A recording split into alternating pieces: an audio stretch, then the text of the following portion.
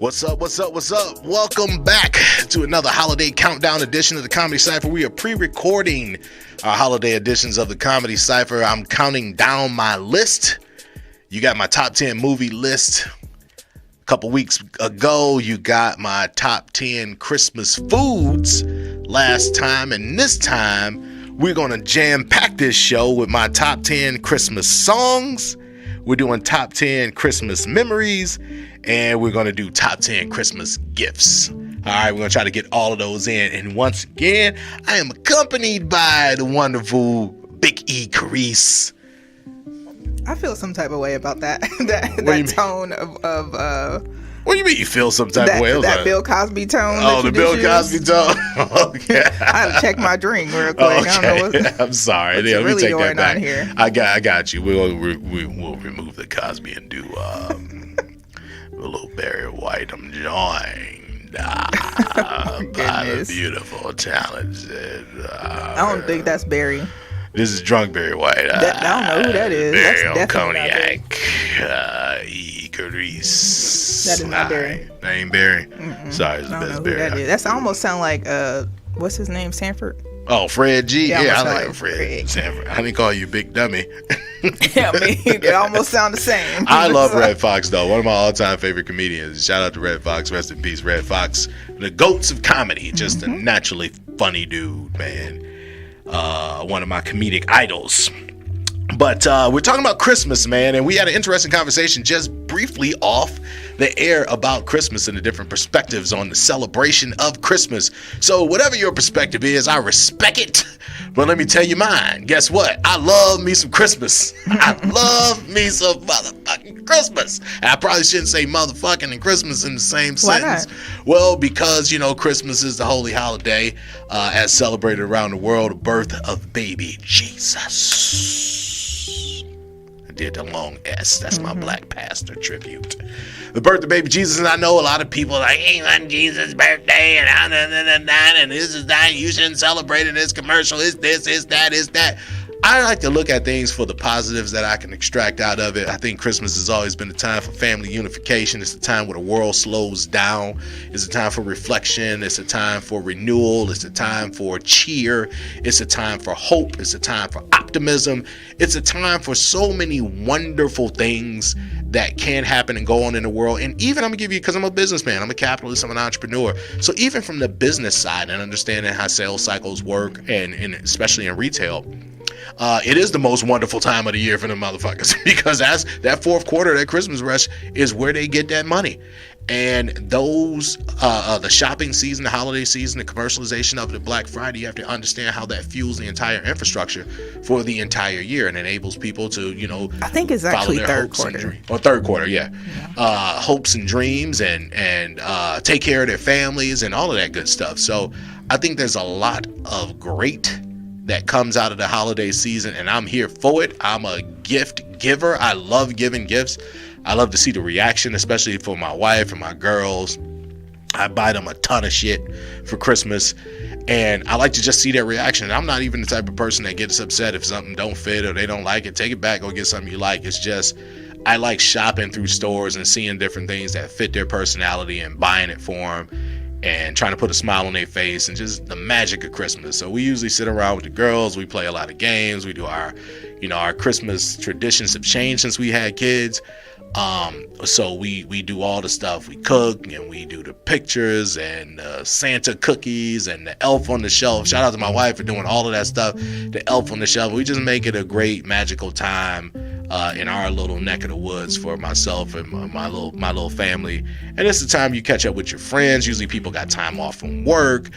Like I said, the world just kind of slows down, especially for those 2 weeks, and it's just a great time of the holiday season. I've always enjoyed it my entire life, and that's why I decided to do these Christmas countdown shows. That's how important Christmas is for me, being my favorite holiday.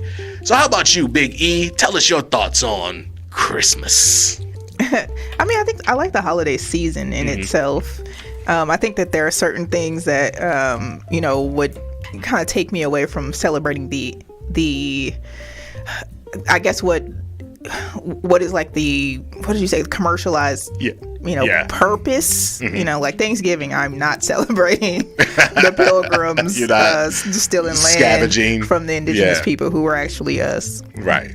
I mean, but that's another conversation. And and then too, they love you in Texas and Florida, by the way. Boy, they shoot Pennsylvania and some other places.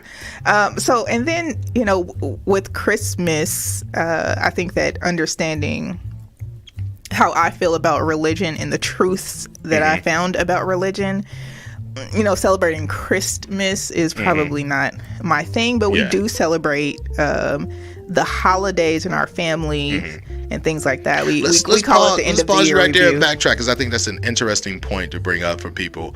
And you said what you've learned and what you discovered about that. Not that you have to unpack the whole thing, but that process of self-discovery, of investigation, of learning for yourself, rather than just take on the traditional historical traditional things that may have been filtered or given to us.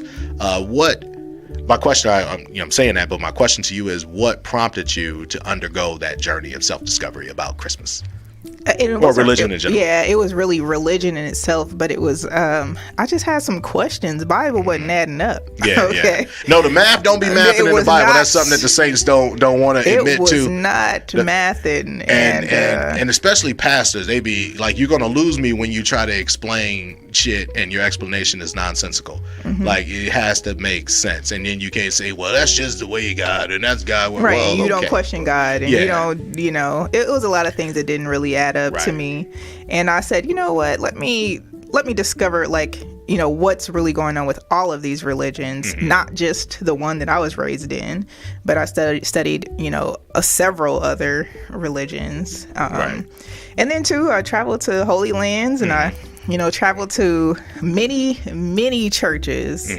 And she didn't put nothing in y'all plate. I just want to let y'all know that. She just came as a visitor, sat in the back, didn't fill out the envelope, nothing.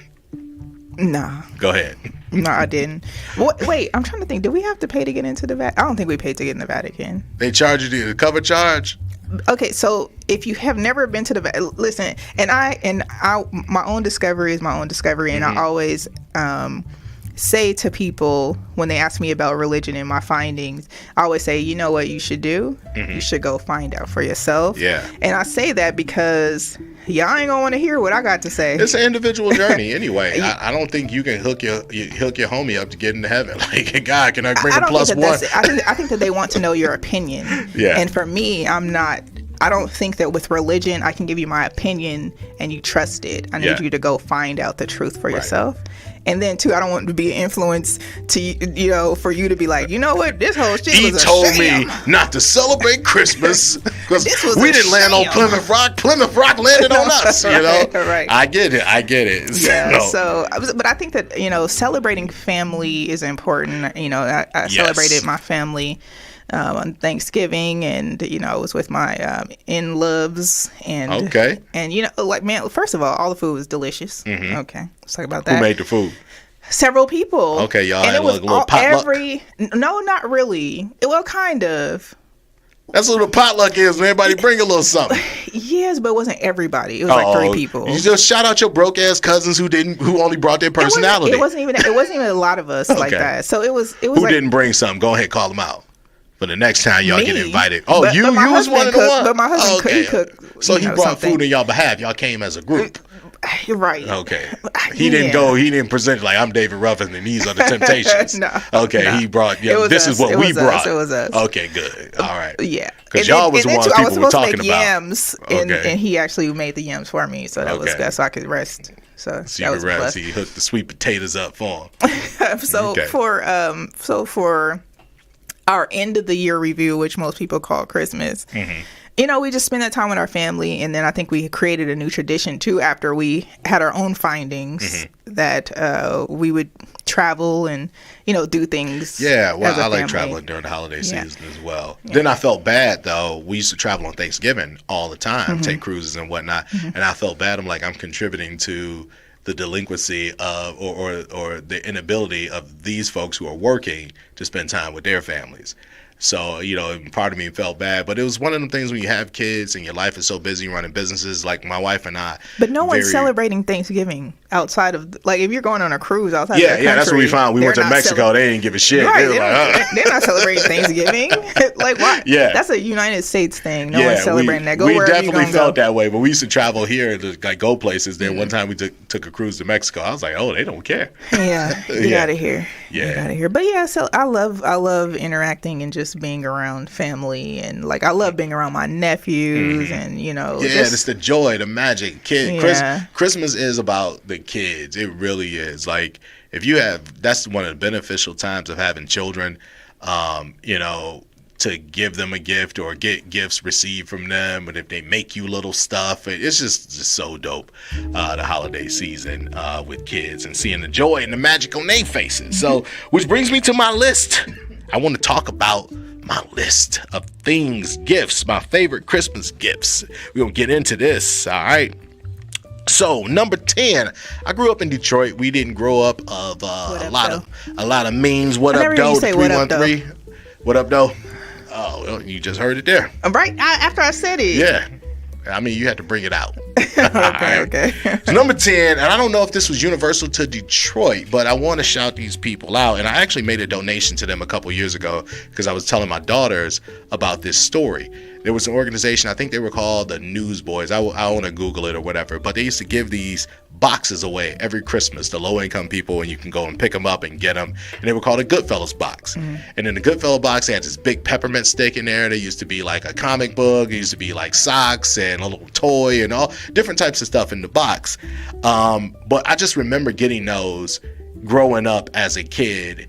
And it was like, this is so dope that strangers would donate, come together and donate these things. So investigate that organization. And I was telling my daughters about that story because a lot of times for poor kids, maybe all you got was a Goodfellas box for Christmas if your parents couldn't afford to get you any toys or whatnot. And I think, shout out to my mom, I think you had to go down and stand in line and do all of that stuff that people on welfare have to do, the indignity of shit that people in need have to go through. I'm going to be the person in need here in a minute. But she did that for us, and we had Goodfellas boxes. Yeah. So shout out to the Newsboys. I think the organization of Detroit. We normally give out Thanksgiving dinners for families. And Nino Brown, you already passing out turkeys? But it would be a whole meal. Okay. So it would be the whole shebang. And then we usually do toys giveaways too. Toys, yeah. This year we didn't. It's just been so busy. I haven't even had time to like schedule and plan it. But next year we're back in the game. My youngest daughter is an entrepreneur. She has a business called Parker's Toy Box. So was it 2 years ago, I think? We donated a bunch of toys from her business to I think his county commissioner Justin Jones. He had a campaign. He was doing the toy drive, so we donated a bunch of stuff from Parker's Toy Box. What Parker got in her toy box right now? Oh, she got all type of stuff in there. That girl, yeah, she got to. Is it online? No, it's not online. She just vendors at her school, and she used to vendor at a lot of my events. So yeah, we got to get her back out here in these streets. She got to slang these toys. Yes, Parker. All right, I was the original investor. I have not recouped my investment back yet, so we got to get Parker out here in these streets. All right. Wait, how long did you give her to get her return on the investment? This is my baby. I gave her very lenient terms. Okay. All right. Good. Yeah, she owe me $3,000. I just want to tell you that, Saints. That sounds like a very minimal investment. I did. I put $3,000 in her business, bought her first round of inventory, all the marketing stuff, her little logo, all of that stuff. You owe me $3,000, Parker. You invested it. You didn't ask her. You didn't give her no terms of return on investment. She's gonna be big. She's gonna be huge, though. So my plan is the retail pad. I feel like I need to buy some toys from her. My plan, the retail pad that I'm opening for or getting for headliners, we're gonna put. She has Parker's Toy Box, and my other daughter has Cameron's Sweet Shop. She wants to do sweets and treats and have a bakery shop. Nice. So we're gonna have those anchor stores in the pad. So tell her I need some chocolate chip with walnuts. Got you. Well, here's only chocolate. Here's a dope thing about her idea. I don't want to give her business plan away because y'all be stealing. But yeah, shout out to Cameron's Sweet Shop, Parker's Toy Box, coming soon. All right. What was that's number? That was number 10. Shout out to kids owning businesses. My nephew owns the podcast studio that's here. in the studio. You have to train up a child. We was talking about that. Yeah, he even knows how to do sales too. Like Yes. I taught him like how to, like if he meets with a client who just wants to, view it and how to sell it, and like he knows how to do it. It's pretty Shout out cool to you watching him for seeing the talent Oh in yeah, the young for sure. fella and cultivating that. Like, who else has done that for him? You know what I'm saying? He has a lot of people. his like, mom. But still, I'm saying like taking that active. We have that in role our and family, so I do. Well, that's a dope energy to have in your family. Black people adopt that energy in your family of training up and encouraging entrepreneurship and just breathing life and into he has his each own other's podcast, dreams. Christian Gamers and the YouTubers and What's his name? Shout out to Christian him. Gamer. Christian Gamer. And the YouTubers. Oh, shout out to you, the YouTubers, Christian Gamer, and the YouTuber. You're dope. You got a dope auntie, So maybe we'll have to have your two girls on his show to talk about their entrepreneurship. And we should. I like We should. Yeah, we started with them at a super young age. We actually used to go to the library, get a study room and a whiteboard, and we would plan out their whole businesses, and I'd walk them through how to structure everything. And I told them I'll be the initial investor, and this is the plan, and this is what you want to do. So everything from their logo design to even actually what they wanted to do. Like I didn't say toys and sweets; they said that, So that's what they wanted to do. Yeah, I didn't say Christian Gamer and the YouTubers, and I didn't say Hotcast, nothing. It's just what it was. All you have to do is plant the seed, and fertilize. And these kids are so smart. They're so intellectually inclined. They have, you grew up in the Stone Ages like me. Not me. So they have access. You the Stone Ages. We the same age, no, Big First E. of all, I'm younger. Wait, what year were you born? I was born in 79. Okay, as was I. I was born in I'm May younger. of 79. Okay, well. May what? May 30th, 1979. Interesting. My husband's May 15th. Really? That's why you love us both. Look at that. Look at God. Oh, he's a Gemini as well. Isn't he? He's right there. Is that the Taurus? He's okay. Well, I don't know. I don't remember the dates, but I know I'm a Gemini. Yeah, I think it's like the 20-something. Okay, but we still probably rock. Your husband's a dope Geminis dude. are wild. First of all, stop talking about people you don't know. Good luck. Good luck. Mrs. Hollingsworth. We've been rocking 20. I know, we on 26 years years almost in she the still game, man. Shout out to my wife too. Let me tell y'all something about marriage and whatnot. Like, I find new ways or new things about my wife that I love, like, all the time. Like, just different things about her personality, different things about who she is as a person, how she loves us. I can see her. There's nothing like watching a woman be a mother to your children. It's the greatest shit in the world. Men, when you just sit back, you got a good wife and a good mom, and she just pours in her kids. She cares about the little shit.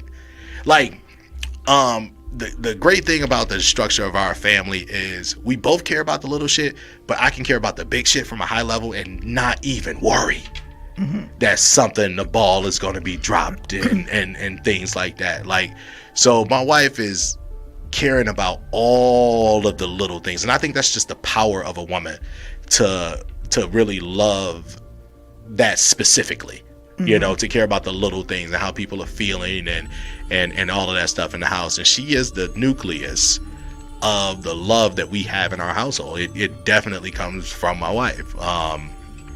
So shout out to her and my babies and just the ability to live a good life, man, and just have that mental peace out here in these streets. Yes. You know what I'm saying? Yes. So yeah, all good women. Go ahead and pat yourself on the back. It sounds like you need to have a couple of husbands on the show. A couple husbands? Yeah. To talk about their wives. Oh, we should do that. We're going to do a wife tribute show. I'm going to get your husband on the show. We're going to do a whole wife tribute show. I like it. Blow y'all heads up. Let y'all know y'all, Honestly, let me tell you the truth. This was the comedy shit. Women are only cool like 83% of the time. Boy. Like 83% of the time, y'all like perfect. That other 17%, we just be tolerating shit. I cannot confirm or deny that this whatever, is the you know that. Are you 100% solid at all times? I give it 90. You give it 90? I give it a good 90. Okay, a good 90. Well, 90, the percentages are something we can debate about. But what I'm saying is, you got women running around here acting like they shit don't stink, Like, we have to tolerate shit off of y'all too. We do. We take shit. We internalize shit off of y'all too. My wife is a wonderful person, but I take a bag of shit off of her. I'm sure your husband take a bag of shit off of you. He doesn't. See, look how you smiling. You get on that man reserve nerve. I really someday. don't. That y'all fellas, y'all know the reserve nerve, the one you keep. I don't. Okay, you don't. Not yet. I told you only 10% of the time. 10%. Well, that 10%, you jumping on that reserve nerve. What you doing?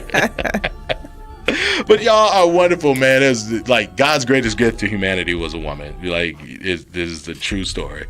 True story. The source and givers of life. Mm-hmm. no matter what the alphabet community was trying to convince you of an alternative fact. Listen. The sources and givers cancel of life. Him. Y'all cancel him. Yeah, I don't care. I'm gonna just tell you the truth. I'll be canceled with my truth. I don't give a shit. I'm gonna be okay. You know what I'm saying? So, yeah, let's get back into gifts. And my gift to you is the truth. Number 9 was my grandfather, who I'm named after, Deacon Ardie Buggs, used to give us $100 for Christmas. My grandfather is later in life. My grandfather used to hook us up for Christmas and gave us $100 for Christmas. Nice. Now, you know, as like an 8 or 9 or 10-year-old, I'm rich. Like $100 would last you to like let it be $100. Don't let it be ones. Oh man, we really rich. Man, the penny candy store was popping. Man, the corner store. And you would buy not the candy lady. I don't know if y'all had the candy lady. Yeah, we had the candy lady. Okay. Every hood has a candy lady. If your hood don't have a candy lady, you don't live in the hood. Also, if your hood has a Starbucks or a Whole Foods close, you don't live in the hood. I'm just gonna let you that right now. Did you know that right now? If you can walk to a Mercedes-Benz dealership or a Nordstrom's or something like that, you don't live in the hood. Are you sure? I'm positive. Because there is a Starbucks right on the west side. Where? In the hood. That's a fake Starbucks. MLK and Lake Mead. Oh yeah, I know where that is. Yeah, MLK and Lake Mead. Yeah, it's like a little mini Starbucks though over there. It ain't like the full. It is the full-on Starbucks. They let y'all hang out over there. I go there all the time. Really? They have like the outside seating and everything. Oh, okay. Wait, they got a Starbucks in the in Compton, right in the hood. Starbucks is a brand like McDonald's though, so they don't care really about that. But Starbucks used to be status coffee. They did not open up in the hood, so it just got there. All right, Starbucks was status coffee. Magic Johnson opened those Starbucks, I don't know how long ago, when it first came out. But he put them in the hood. They're in the hood. Magic Johnson Starbucks were in the hood. Yeah, they're in Inglewood. And that's why he sold them. Because Negroes was not drinking coffee like that. No, he still got them in the movie theater. Really? Magic Johnson theaters. I need to confirm that. Magic probably got in. You ain't no real thug. I'm not in the hood drinking Magic Johnson Starbucks coffee.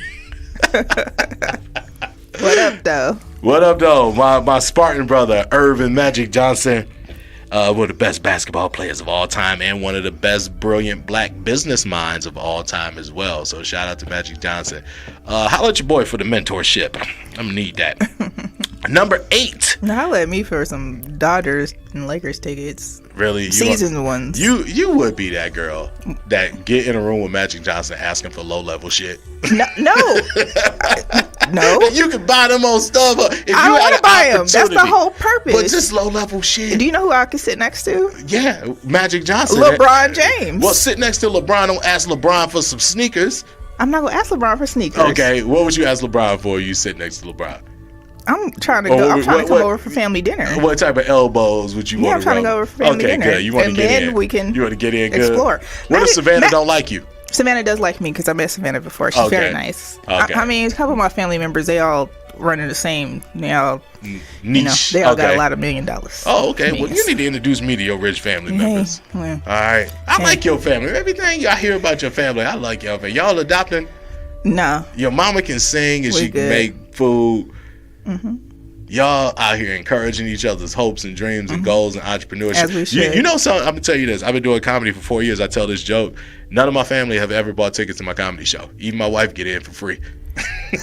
you know, your wife should get in for free. But, she does. But I do want to say this is because what I used to do is just send it out to my family and see who was gonna buy a ticket. Okay. And they bought tickets. Because your family different. I'll be like, y'all didn't have to buy no ticket. But that's a special thing, is my point. But it was, it's a special thing. I appreciated that. I don't think that, like, when I was saying it funny, but I wasn't joking about how special that is, like the energy in your family to encourage entrepreneurship, to be there to support one another, because that is not a universal truth amongst family. Yeah. Like, you can talk about the crabs in the barrel syndrome. There's a lot of family that don't want their cousin to be more successful than them. Not even knowing that a rising tide raises all ships. That's an African proverb, dummies.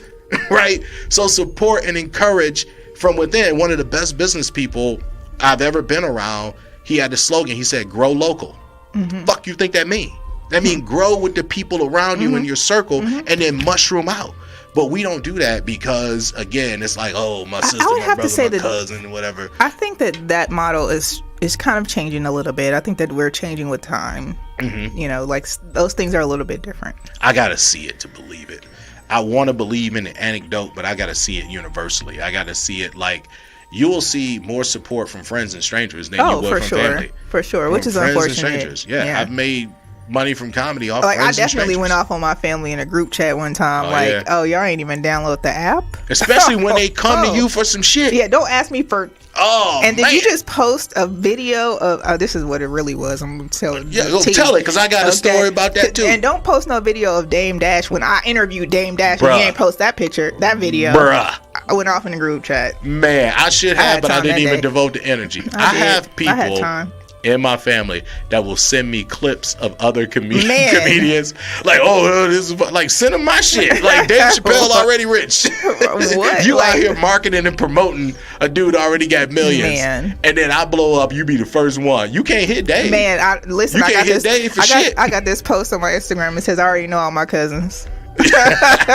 Don't. It was like when I listen. I had a dude reach out to me. My cousins, don't do it. I had a dude reach out to me one time, like on some I'm your long lost cousin type of shit. I just had the same energy. Like, I don't know you, bro. I think that you can do that if the long lost cousin, you know, they look like they got it together. Okay, then cool. We long lost cousin. Because I did have a cousin reach out to me recently who was a long lost cousin. Right? Like, legit, like literally came down here like just to have lunch. Go to dinner. We went lunch, to lunch. Yeah, okay. We went to lunch and we just caught up. And I was like, dang, like I really missed out. We missed out on each other's life. Yeah, you know. But he got his shit together. He good. Okay, you know so he wanted the ones you can accept. He just was like, I think he just wanted family. But you had to vet that. That was a vetting process. The lunch and the conversation. You know what? I think I'm a good determiner of energies. And I knew that he really was trying to find his family. He was standing on business. That's another callback. This guy here, I swear. He was there. You got to see the other show to get how dope that joke was. Go back to last week's show, y'all. Press play. Goodness gracious. All right, let me get back into the list of Christmas gifts. All right. So that was number $900 for my grandfather, Ardie Bugs. Rest in peace. The greatest man I've ever met. Number 8, I got a race car track. I've been in the cars my entire life growing up in Detroit. What up, though? That's another one for you. The Motor City. You have to have a bit of a car. Love for automobiles growing up in that. So I've been a car person my entire life. I got a race car track when I was about one of my favorite cars old. Too. I do. Which is the Corvette. The Corvette. Oh, okay. Well, it's literally my favorite car. I don't know why I've never bought one. Mine too.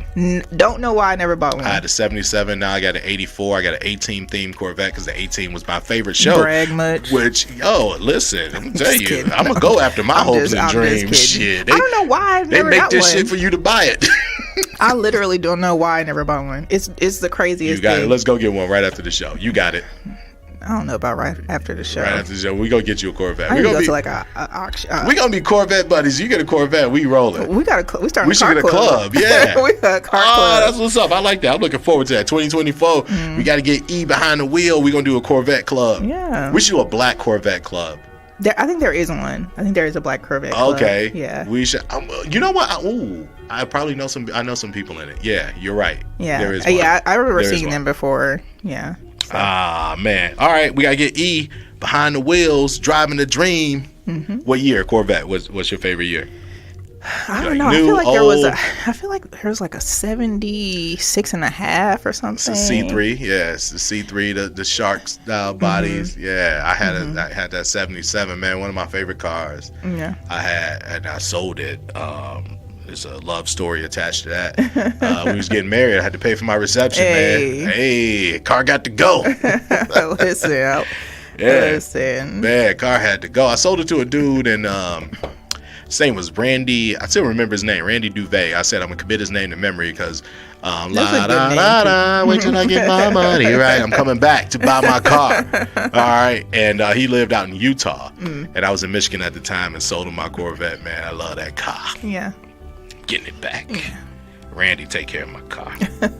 Number 7, I told you I was an 18 van rocking an 18 Corvette. So number 7, one of my all-time favorite gifts I got, I was probably like 8 or 9 also. Probably, no, I was just younger. I was probably like 5 or 6.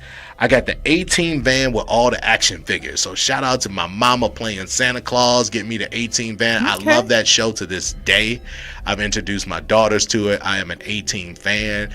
Have you seen Mr. T lately? I have not seen Mr. T. He usually is around town randomly. Really? Just randomly around town. We gotta hook. I would love to interview Mr. T. Yeah, I think that's easy. Let's do that. We have a partnership with WWE, and I don't know if they like do some of the back like of the old WCW like reverts, but we just interview some of the WWE Let me tell you something. I used to think I grew up without my father.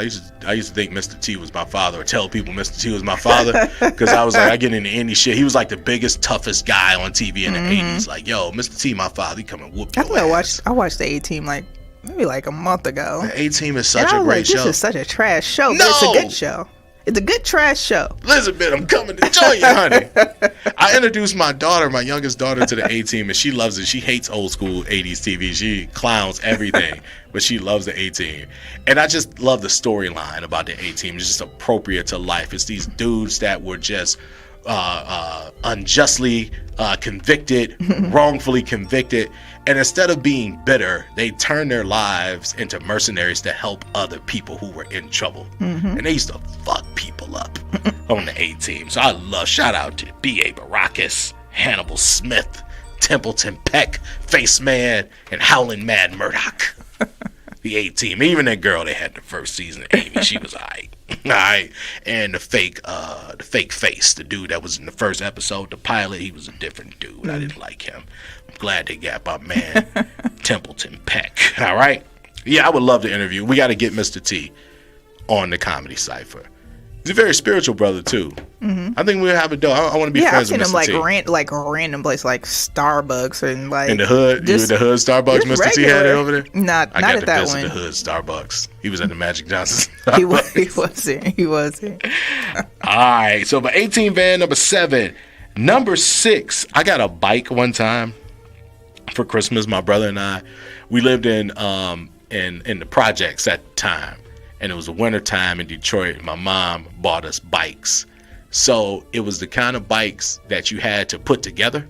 Like, it was the thing. So I went in the closet and I was so excited to put my bike together. I was putting it together and I put that shit together all wrong.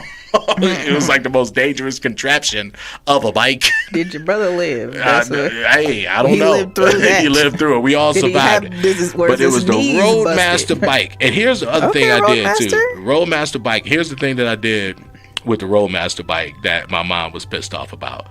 I was probably 5 or 6 at the time, like turning wrenches in the pantry where the bikes were. And I took shoe polish and painted white. It was a red bike, and it had like white Roadmaster written on it. So I took white shoe. I don't know why I thought I was doing accents. I think I was Basquiat or some shit. Because kids do weird stuff. Yeah, kids do weird shit. I did weird shit as a kid. One time I glued my eyelash with crazy glue because I thought it was a Visine. Yeah, I've done dumb shit. You knew it. Don't act like you knew it was that you got with Visine. Dumb shit you knew it was glue. As a kid. Man, me and my brother, we used to, when the UPS truck was coming down the street, we used to, all the kids in the neighborhood would surf, like when it's wintertime, on the back of the UPS truck. That was stupid and dangerous. But we did stupid and dangerous. But y'all still alive. We still alive, barely. So when I got a bike for Christmas, I walked in, and that's when I realized that Santa did not exist. Oh, you told on you busted yourself. I was like, oh my gosh, I am no longer sleepy. And I go into like the den, and there's a whole workshop going on in there. You got to put this shit together. I was like, damn it. Shout out to parents all around the world on Christmas Eve. Me and my wife now, we drink and we put shit, like when the kids are growing up, we going to crack us a Crown and Coke, and we going to sit up and be putting shit together. I remember I bought my girls a trampoline when they were younger, and you know how many fucking springs are in putting a trampoline together? It was like 188 springs, I think, all around. I had to put them all together and build this trampoline. And I wanted them to have it, and the original plan was to put it in the backyard. But I had built this shit all Christmas Eve when they went to sleep, and they jumped around and played with it so much the next day. We had a trampoline in our living room for like 3 years. And I mean a big ass trampoline right in the middle of the living room. We had to like sit around the trampoline. So I did not want to take that thing apart. I was like, I'm not doing it. I'm not taking it, breaking it down and setting it back up. That's it. Staying right here. Trampoline. So that just brings me to my number 5 list. My number 5 on my list is, this is a great story. My brother and I got robes one year for Christmas. And the reason it's on my list of top 10 Christmas gifts is my mother used this Christmas to teach us a lesson. All right. And this is a lesson. And shout out to my mom, rest in peace, Julia. Because my mom went out of her way, even though we did not have a lot of money. She was a single mom. It was 5 of us.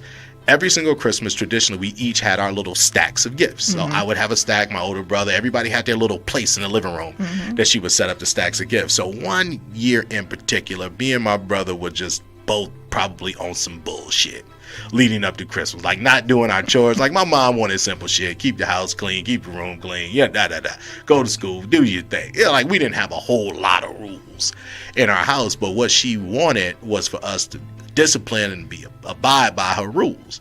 So we was out of pocket one year. So my mom fucked around, just got us a robe for Christmas. And when I tell you I cried, I learned a valuable lesson. There was no greater lesson in discipline and listening to your mama than having to unpack a robe for Christmas. And she's like, the only reason I got y'all that was because y'all need it. So we were so looking forward to seeing what we got from our grandparents, because it was like, this robe shit is foul. This ain't it. So everybody had their little stacks, and then we only had a robe, man, and it was traumatizing. But you know, was good after that. Man, my childhood trauma. Don't nobody give me no robe for Christmas. I will tell you that Julia. Right now. Julia was not playing. All right. So that brings us to number 4, and it's another Julia Hollingsworth story. Number 4. We did not. I have a shoe thing to this day. Talk about childhood trauma. I literally have a shoe room. I have hundreds of pairs of shoes. And I have a shoe thing to this day because I buy my own shoes now. Right? And growing up, we did not have name brand shoes. Like I wore XJ900s, Pro Wings, all of that stuff. And you would wear your shoes till your shoes literally wore out. And I remember one year I had to actually take some silicone glue and glue my shoe back together because it was falling apart. Like we couldn't go to my mom like, oh, I need new shoes. You'd be like, you got to wait, until she can do it. So for one Christmas, my mom, and shout out to this store called Mr. Allen in Detroit. They used to do these sales where you would get 2 pairs of name brand shoes, like Mr. Allen's 2 pair. Google it. Go on YouTube. Mr. Allen's had the dopest commercials in the 80s. Like the Dope Boys used to keep Mr. Allen's alive. You get the Filas and the Forms and the Top 10s. We wasn't getting none of that shit. But Mr. Allen used to run these 2 for specials, like 2 for $39.99, 2 for $59.99. Like back when Air Force Ones used to be like super cheap. So my mom got us our first pair of brand name shoes. And they were British Knights. So the BKs yeah, were the kind of hard, BKs, though. they were hard. They were all black. Would I tell you, Big E? But only Crips could wear those here. Man, I wore them shoes. He was I wore them motherfucking British Knights. I wore them British Knights till they turned to American Knights. Man. I wore them British Knights till they was Mexican Knights. Australian Knights. I wore them British Knights. I swear, you know how your feet be tight and crammed up in some shoes? Because I was like, man, once you, and the reason it's on my list is that once you get your first taste of a brand name shoe in the hood and going to public school, that shit is like crack. I feel like you can't go back to XJ900s when you come with the name. K-Swiss. K-Swiss was the shit. Yeah. The little cute girls in the hood had a white K-Swiss with the socks with the ball on the back. That was like your first little girl crush. When she had the cute K-Swiss on and they were crispy and white. I didn't like girls with the dirty K-Swiss. I'm like, y'all poor just like us. Your K-Swiss got dirty. It's time for a new pair of K-Swiss. Oh my goodness. K-Swiss is mandatory that they must be clean. But like, yo, when you get your first brand name shoe, you can't go back. It's sacrilegious. It's like you've arrived to name brand Shoeville. So ever since then, I've been a name brand shoe guy. Yeah, I can't do the Payless and all of that type of stuff. I don't think I ever had Payless. Maybe like Van type of shoes. Yeah, Payless. No, I definitely had some Pro Wings, Pro Champs. Man, XJ900. Shout out to all of them shoes. Those are boy shoes. Yeah, But I'm definitely probably had like some. You know how hard it is to be good in basketball with them shoes on. It was kids. Like Kids, kids, yeah. David Dash bought Pro Kids, didn't he? Didn't he own Pro Kids? I have no idea. I think he did. I think he bought Pro Kids because he was rocking them for a minute. And I was like, he too rich to be rocking Pro Kids. He must own the brand. I mean, Shaquille O'Neal got his Walmart shoes. Shaq was so brilliant with that. What a brilliant business move. You know what? Shaq honestly does not get enough credit for his entrepreneurship. Nowadays, we are labeling it this celebrity endorsed brands. Like there's a whole genre. A shout out to the Paul dude that gets punched in the face for a living with the Prime drink, and all of these people that are just blowing up and utilizing their celebrity, attach themselves to a product. What's his name? Chris. Push the product. What is his name? Jake Paul. Jake Paul. And shout out to Jake Paul too, because a friend of mine is his new coach. That's what's up, man. He's black, by the way, and a former track coach for UNLV. Oh, word? Yeah. Oh, that dude is dope, man. Yeah, shout out to him. That's brilliant. Brilliant move to utilize your Insta's track celebrity. and boxing coach. I'm sorry. What's his name? His name is. You out here drawing a blank. His name is that dude that be coaching the other dude that be selling the drinks. Why can't I think of this? Okay, he said he was your friend. Just froze, and we actually just had his wife on too, like a few weeks ago. My brain is stuck. A few weeks ago. Yeah, he was Hold up. Not here. I mean, not on your show, but we had his wife on here. I'm about to say. Damn it. So let me get back into my list while you out here name dropping and searching. So I don't even know why that froze in my head. Getting old. You just had a birthday. You getting old. You getting old. You getting old. All right, number 3 on my list. One of my favorite video game systems of all time. Got it for Christmas. Sega Genesis. Sonic the Hedgehog. All of that. NBA Live. Lakers versus Celtics. John Madden football. Man, hours and hours and hours and hours and hours of kids' entertainment was had on the Sega Genesis, and if you were fortunate enough to have the Genesis and the Nintendo, y'all was balling. You know, you had a 2-parent working household. We definitely had. We had Atari first, though. Yeah, we had Atari first too, the 16-bit with the stick, only one person play at a time. Yeah, didn't like that too much, and the little graphics were cheesy, like ping pong thing. But we got Genesis, man, with them full color graphics, that 16-bit. Oh, you could tell us nothing. So my husband has this retro video game where you could play like all the old school games. Old school games, and he plays that thing like he's trying to be Zelda. He's like, I gotta leave it on. It's like I gotta leave it on for the whole day. I got to save the princess. right. Right. He's like, I gotta leave it on. Oh man, so, you know what? I think there's a psychology to that. Because I can sit down and play sometimes video games and just idle my mind. I can't play them all the time. Like, obviously, I'll play like once or twice a year. I'll have the urge to pick up a video game. And it just takes you back to your childhood of just a very simple time. And I think that's where he is. Because he's definitely been taken Do we put the snacks like right by him? Because this is what I used to do. I'd get home from school. Like, right? So you knock out your homework or whatever you had to do. I get my little snacks, my little bowl of potato chips, my little Faygo soda, little sandwich, whatever I had, little oatmeal cookies. He definitely has some snacks. Put them right there. You put them right there in arm's reach. Little grape annihilators, whatever you like. And you played that game till your heart was content. Right? Or till your mama told you to turn that damn game off.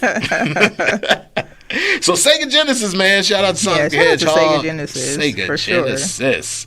Number 2 on my list, this is when I was probably 5 years old, 4 or 5 years old. I still remember it vividly. But I got an 18 Big Wheel. Shout out to Big Wheels. Did you have a Big Wheel growing up? I did have a Big Wheel. Everybody had to have a big. I had a Knight Rider one because I wore the 18 one out, and I had an 18 one. It was bowling. Yeah, and it had the little thing. Well, the Big Wheels was like $20 to $5 back in the day. But I had the thing, I used to pedal it so much that the plastic wheel got a hole in it. I was riding that big wheel, man. I was probably the best big wheel bike rider of all time. I would hit the little brake and spin like like a little trike. Yeah, but I was on that big wheel life. So that is my number 2, my big wheel A-Team, and my number 1, running it back, was my Knight Rider big wheel. You couldn't tell me I wasn't David Hasselhoff. Is that who you were? Knight Rider. Shadowy Flight. Oh, I swear to God, I love the Knight Rider show, and I love the A-Team. I love like those type of shows from the 80s, man. That was just a great time growing up. So number 1 on my list is my Knight Rider big wheel of Christmas gifts. What's your all-time favorite Christmas gift you've been given, Big E? Christmas gift. Goodness. I really don't even know. I think I stopped being like vested in Christmas gifts, like after I discovered Santa wasn't really Santa. Do you know? Y'all see this? It was trauma. Yeah, there's a lot of trauma. You couldn't even see the joy I had describing the magic of Christmas. You see the joy I had in my spirit. I know you had the reflected. I have joy. It was energy. I think probably giving someone is. I'm. You're a giver. What's the best gift you've ever given? Oh, we got this trip to Disneyland. Can I be your friend? Just Disneyland to for the Christmas. You know, you could go to the Christmas parade. The Christmas parade. Yeah, like literally. This must have been a boyfriend. No, it was a girlfriend. Oh, but the next day, that was. Yeah. So what happened? We did. Did she appreciate it? Oh yeah. Okay, it was a good time. Good. Shout out to her. It was good. It was a good time. Yeah, you took her to Disney. Wade, that's his last name. Wade. Oh, you talking about Larry Wade? Yes. That's Yvonne's husband. I know them. Yeah. Oh my God. So his wife was on here a few weeks Yvonne, ago. That's my dog. She used to be the coach over at LSU. Shout out to my girl. I don't even know why that froze. She was getting her master's head. when I was getting in the PhD program at UNLV. Nice. Yeah, Yvonne is so dope, and her husband is dope too. Yeah. So he's Jake Paul's new coach. Oh, what's up? Oh, I need to holler at you. Hey, 6 degrees of separation. You know the other crazy thing too, my homeboy. Well, I'll tell you this off air, but I got another plug. I don't ask people for favors or hookups like that, but there's a residency coming to town that I would love to open for. No, not Beyonce. Oh, you're talking about a New Edition. comedian. Ronnie, Bobby, Ricky, and Mike. I'll just go ahead and say it. Ralph and Johnny too. I would love to open up for New Edition. So holla at your boy. I got a hot 10 for y'all. I got jokes about everything. So make it happen. I am gonna make it happen. Okay, I'm speaking into existence right here on the Comedy Cypher. I gotta holla at my boy Jerron, who his cousin is New Edition's tour manager. Yeah, weren't they trying to get the residency at when? They have it here. Yeah, they're coming. Coming 2024. Yeah. Okay, good. So I'm speaking into existence, Saints. Matter of fact, that'll remind me to text them and ask for that favor. Like let's have a meeting. Whatever y'all need. If y'all got a comic opening up for you, guess what? Oh, my business. All right. You want to set the show off? You go get your boy, comedian Ardie Hollingsworth. Them people will be laughing. They be in the aisles. They be ready for y'all to come out there and be like, I'll jump in if y'all need me. Right. Bobby ain't got it that night. I'll jump in if y'all need me. You in there? Know all the songs, some of the routine. Oh yeah, you had a little voice. A couple weeks ago. There you go. Me. You got it. I'll be like Martin on fucking when he went on Varnell Hill with Jodeci. Goodness. Yes, I'm ready for the spotlight. New Edition. Hook your boy up. Call your boy up. Let me open up for the show, and then I get to see the show for free. I'm really trying to think of what my favorite gift Christmas was. Gift? You can get to it. Let me get into something. Oh, I gave you my list already. I can't even think. Your favorite gift that you've ever received? I used to buy myself a new car like every 4 years. That's when you got money, Saints. You're like, yo, it's Christmas. I'm gonna just go ahead and treat but myself I would to buy a it new for my car. birthday. Oh, for your birthday? Yeah, okay. So your birthday is close to kinda, Christmas. It was like a one. Yeah. I don't know. I'm more of a gift giver. Okay. What you getting me this year? Nothing. Wear size 12 in Jordans. All right. Of course you do. Brothers always want some sneakers, always. right? Sneakers. Goodness. In the video Matter of game. fact, I need to order some damn sneakers right now. You gotta order too. some sneakers. Jeez. Your husband getting sneakers for Christmas? No, but I gotta order some from Mexico. Oh, okay. Some white ones. Oh, okay. All for white. All white party. Yo, here's what I need. And my daughter ain't gonna listen to this show because people don't be supporting you and your family. Your family don't be supporting you. Damn kids. Yeah, my kids don't be tuning in to the Comedy Cypher. I'll be like, did you hear the show? I'm Okay. But I got my daughter some shoes, and I want to get them customized. So I need to find an artiste who can customize. She loves Care Bears, so I want to get these shoes. We just picked them up last night. And I wasn't going to get something all white, but my other daughter was with me, and we were shopping, and I was like, oh, these will be dope, and we get them customized with her name on them and some Care Bear logos and stuff. So if you are a custom, well, you probably I have a guy. It used to be our neighbor right here. Oh, okay. As a matter of fact. He can draw. You knew. I only got one pair, so you can't mess him up. Spectacular. Well, you are a wealth of information, girl. His name is Trippy. All right, sound like a weed head, but we gonna go ahead and give him a shot. Actually, I don't even think I ever seen him smoke weed. His partner did. Trippy on that. But he probably did smoke. Trippy on that. Ooh, he probably. That's all right. But he was I really like that kid. As a matter of fact, I was thinking about him the other day. As long as my baby shoes don't come back with no cocaine residue on them. No cocaine. Okay, good. No, he's a good, upstanding. All right. Well, hook me up with Trippy, man. I was gonna reach out to the Artist Network. I just actually saw one of his pieces too on the wall in First Friday. Right. I took a picture in front of it. We got to do it on budget too, Trippy. He also has an elephant at the Encore. So. Oh, okay. Well, Trippy out here. Yeah, Trippy outside. Okay. Well, maybe we should. I don't want to be too famous. He can't even wear the shoes. These were Trippies.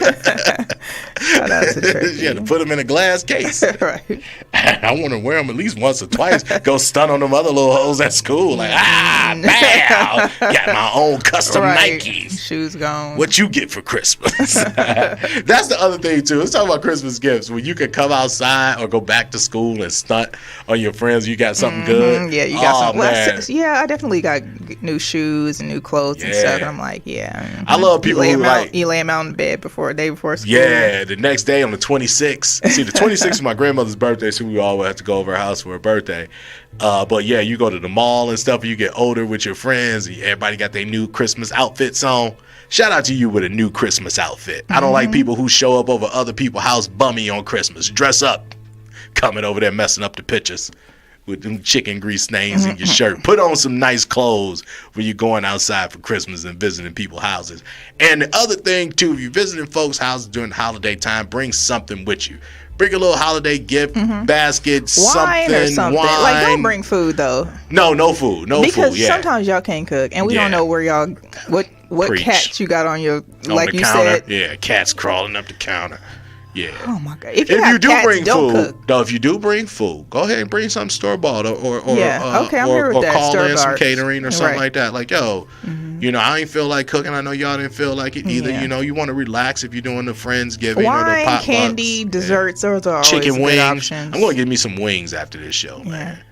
Sister Kim's sound like Sister Kim's like a good time. All right, Sister Kim's. I'm coming down there for some wings. All right, let me get into it. How much time we got left? What we doing? You have 3 minutes. Oh, and my God. Real 3 minutes, not an Ardie 3 minutes. See, this is our conversations just be so rank. I didn't even get into the thing. So let me get into some of these. Well, I did I didn't do songs. Maybe we'll save songs. So I did gifts. I want to talk about a memory. Let me pick out my best one.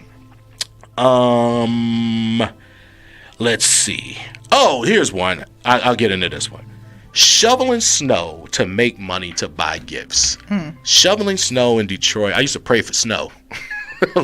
Like when it started snowing in Detroit, that was my first hustle. That was my first business. I could throw a shovel over my shoulder. I could literally walk down the street. I had my regular customers, and I could start in the morning. I used to pray for snow on Friday night so you can get up Saturday morning and go out and hustle. So I would get up super early, like 5, 6 in the morning. I was only charging like $10 or $15 and like doing a whole front walkway. So I had my regular customers. Shout out to Miss Gant, rest in peace. Shout out to Miss Ricklioli next door, rest in peace to her. All the neighbors across the street, down the street that put money in my pocket, because that's how I bought my gifts when I was 7, 8, 9, 10 years old. I would grab that shovel and go out and hustle. Grab that rake when the leaves fell, go out and hustle. I was never a person, my grandparents, I was never a person to ask, borrow, beg, or for damn sure not steal anything, because I never want to be a disgrace. I've never been a stealer. I don't even understand people stealing. I can't stand thieves. I don't even understand that concept. Yeah, I'm battling through something with a thief right now that I have to go the legal route to sue him, but I cannot stand a thief. You can work for what you want and just make an honest day's work for honest day's living. All right, and we run this short on time. That was never really an option here. Like, it wasn't a lot of leaves. Oh, yeah, you get no snow here. Yeah, you had to find a new hustle. Y'all just sell crack in Las Vegas. No, I mean, I think on my the first thing that I was not crack. You had to first sell thing lotion. I sold was definitely Girl Scout cookies. Girl Scout cookies. That's how I became. I've never got high off my supply. Did you get a cut off the sales? You got prizes, so bikes, and then you get like all these extra toys. What a great freaking business hustle the Girl Scouts got y'all out there slinging their product. All you get is a toy.